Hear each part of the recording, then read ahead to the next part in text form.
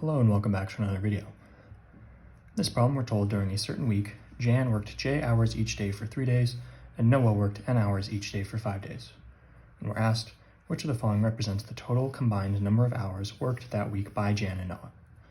So our total number of hours is going to be equal to Jan's hours plus Noah's hours. How are we going to find each of these individual terms? Well, the number of hours that Jan is going to work is going to be the hours per day that she works times the number of days. And the same thing for Noah.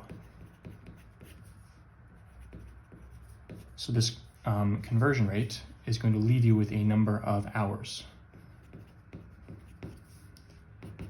Right? So Jan is working J hours each day for 3 days. So it's J times 3 hours. If she worked 1 hour a day for 3 days, it would be 1 times 3, 3 hours. 2 hours a day, 2 times 3, 6 hours. And then a similar thing with Noah, he's working N hours each day for 5 days. So we have 3 times J, we can write as 3J, plus 5 times N is 5N. So this expression lines up with A and is going to be your final answer.